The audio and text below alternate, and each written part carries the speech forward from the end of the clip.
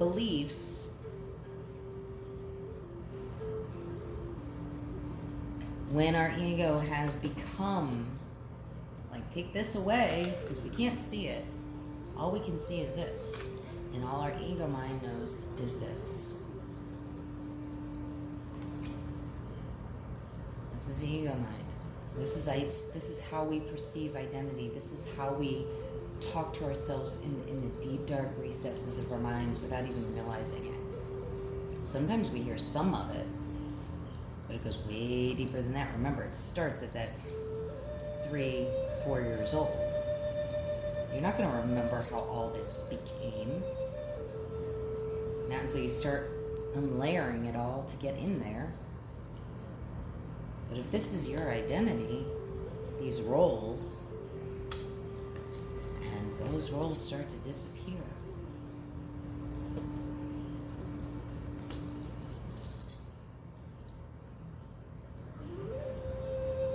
what this part of ego mind says is that I cease to exist. I cease to exist. And what the message actually is I, the ego, the belief systems in which our identity is founded on, ceases to exist. This part of ego, these beliefs that were planted, not necessarily out of toxic parenting or whatever, it's just how the human being operates, it's how the human being develops, and it's how we teach. This part of ego doesn't even acknowledge, is not aware of this.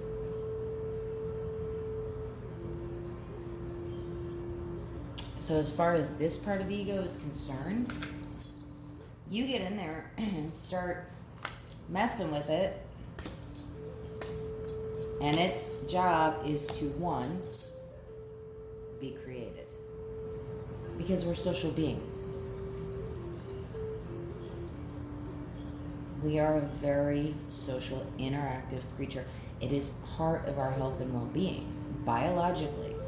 It is a biological imperative for us to have connections and contacts, which means we have to fit in some way. We have to feel like we belong. You know, there's a reason that wolves don't typically run alone. They are a pack animal, so are human beings.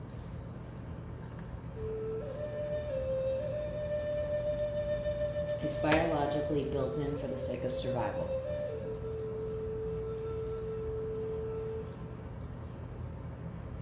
So this is the foundation and the structure of that perception of fitting in, of belonging, of maintaining that connection with community for survival. Okay, so this is all very, very deep. It goes way deep. When we start taking away the pieces of identity, even the false ones, there is major fear. Second job of ego, protect itself. Why? Because it's protecting you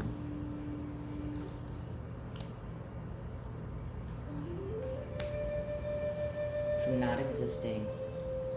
It's protecting you from not belonging, which is a survival instinct. It is protecting you from loss, from pain, from suffering, from this sense of isolation, because without identity, where do we fit? The problem with that, as we can see, is what identity has created for us is an illusion. This isn't real. This is somebody else's thoughts and beliefs that we've incorporated into our subconscious. This is what has formed what we think of, what we believe to be who we are. But it isn't. Who we actually are, we have no awareness of. We haven't seen it since we were 3 or 4 years old. So all the fear that ego grasps onto in order to protect this and keep us, because fear is the automatic reaction to protect the organism. Fear indicates threat to life. Fear is what keeps us safe. Think of it like a cliff. And I'm kind of all over the place, so hopefully you guys are following me a little bit. If not, then ask questions and I'll see if I can clarify. Think of it like this, the edge of the table, where you guys can see. That's a cliff. You get to the edge of a cliff and the whole system goes, oh my God, that's no. And the instinct is to move away. Fall over the cliff, you're gonna die. It's one of those kinds of cliffs. You don't have a parachute, you don't have a hang glider, you don't parachute, whatever. You're gonna fall to the bottom and you're going to die. It is in the animal brain that fear is triggered to pull us back from danger. And the jacked up part is the brain, the biological brain that sends out these signals and sends out all the fight or fleas hormones. Did I say fleas? Freeze hormones. Does not recognize the difference at all between this fear and this fear. It will send out the same signals to protect the living organism in this situation as it does in this cliff. And what's the automatic response? To pull away from it. So, that is a first overview, at least somewhat, of ego identity, what it actually is. The shadow work, what we call the shadows, those are these false beliefs that block us. Because they cause fear, and they cause pain, and they cause self-deception, and they cause self-sabotage. They cause us to be without joy. They limit our ability to gain happiness. They completely block our ability to love ourselves, to gain a sense of self-value, self-worth, being good enough, being worthy, being deserving. All those things that are inherently our rights, our birthright, we can't have. Because all these layers tell us we don't deserve anything. And when the ego's second job is to protect itself, what do you think it might be like to try and dig through all that? So, again, kind of an overview. It does get a little more in depth. This is fairly detailed, but I just kind of wanted to get the foundation out there, because those words float around the community so much and so fluidly and so easily. And maybe there's someone else out there also covering this material. It's really a very psychological, biological function. And people need to understand that in order to understand what healing, what shadow work actually is, and the reason it needs to occur, and the reason we tend to avoid it. And I'll do my best to kind of break these things down more, in each section, because it is a big process. Healing is not just sitting there saying mantras and affirmations, because guess what? Mantras and affirmations aren't going to do anything to get in there. You're just putting more crap on top, and guess what? It's bouncing right off. All stuff's in layers, too. So, mantras and affirmations, it might filter in some. It depends on how severe and how... They're definitely a good way to move into states of gratitude and things like that, which are helpful. However, it's not going to actually heal. It might do more to help you gain some clarity and insight, quite frankly, if they're done right. But to just sit in the mirror and say these affirmations every day, you know what? It's not going to make you believe differently.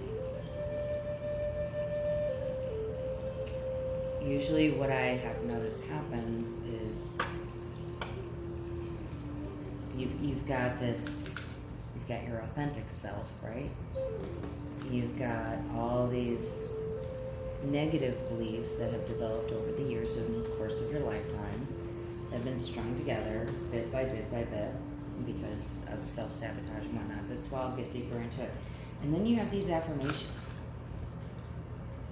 And, what occurs at that point, there is a knowing after a while, cognitive knowing, an academic knowing that these things are true.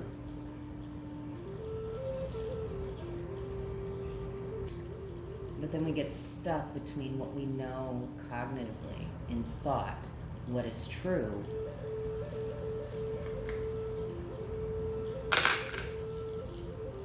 and conflict comes in between thought and belief. That knowing needs to be here.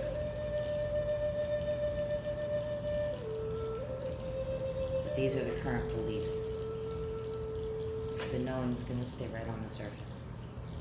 So it actually acts as kind of a mask and can get more in the way. And it's not something we do to ourselves intentionally. We have the best intentions for ourselves.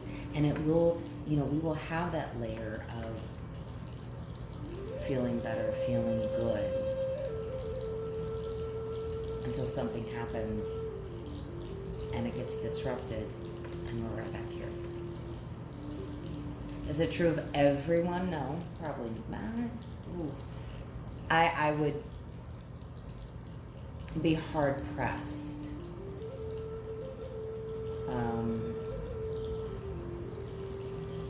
to feel into somebody's energy who has gone this route and not find this still there. It just might be more buried with those. And that's what I'm a shadow worker and an energy reader, which is one of the reasons there's an abundance of abilities, because everything's energy. So what I get in energetic information is pretty massive. Which means someone who has layered on top. And that's one of the reasons these gifts have come in order to do that, in order to help guide people through this process so that they can get to that authentic self. And it is a hard process. There's no joke. It is a hard process. But if you genuinely, truly want to be happy and want to experience love and abundance and everything you hear about in the psychic and in the spiritual community, you have to get to that authentic self. There is no other way. You might find other routes to get there, but you can't leave this stuff intact. And so when people talk about ego destruction, this is what they're talking about. Not the cards, but the representation. So that's shadow work, and that's ego, and that's where things like addiction and codependence and anxiety and stress and a lot of other issues occur. So I hope that's given you guys some clarity and some insight and gives you some place to start. And I will be doing my best to kind of keep fleshing out this idea so that it's clear enough to really help people move through. And as far as, I am willing, I offer coaching if you want it on this. And the advantage for me is being able to see what's what within. And when I read, what I am pulling is from what is within. So if I read for an individual, it goes well beyond what is currently going on in their life. It goes deep in so that those things can come out.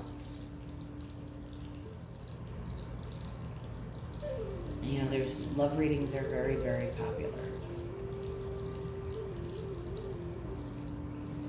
However, when you have all this on top, then a genuinely healthy, loving, compassionate, joyful, blissful relationship, intimate relationship, romantic relationship. I don't care what kind of spiritual connection you think you have. All that stuff's piled on top is still going to show up.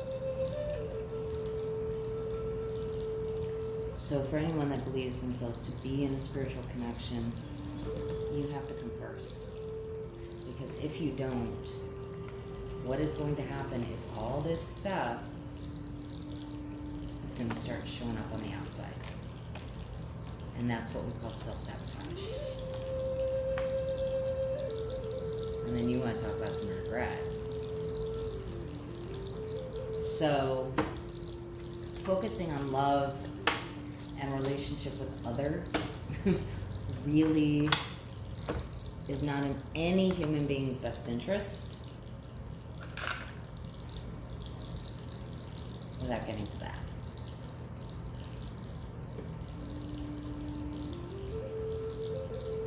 Because that's where our own love within resides. And until we have it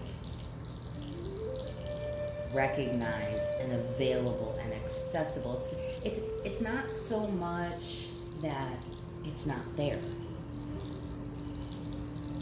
So we don't see it. We can't connect with it. If we can't see it, we can't connect with it. You don't give love, you share it. How do you share something that you can't find? So, with that, it is all about the choices, taking this journey into healing, going within, and this is what's meant about within your psyche, your subconscious, within all those pains and illusions and beliefs that are no longer serving you, that have never served you in many cases. That's the choice. The choice is to stay in this state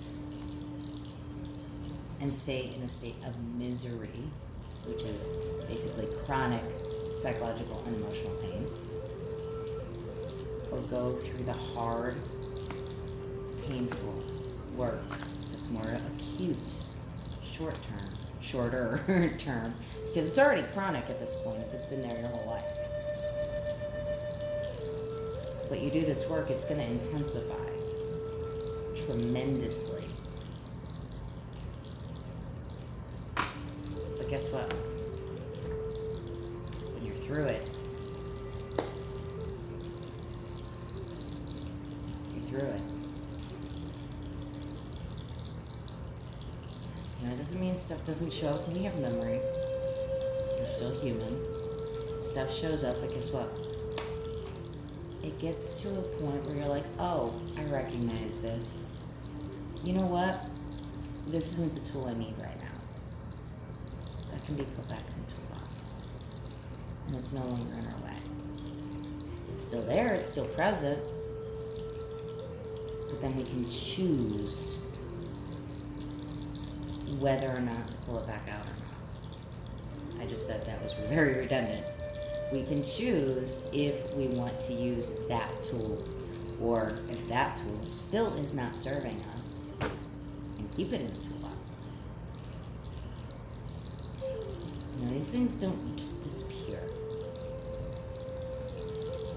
But healing is achieving that state where you can recognize these thoughts, these ideas, these concepts, these beliefs, and go, oh, I know you, I know where you're coming from, I know what you're attached to, and I know you're a lie. And when you can tell your own thoughts that, man, they shut up really damn quick, so they're no longer in your way. So, until next time, choices, choices. It's all about the choices.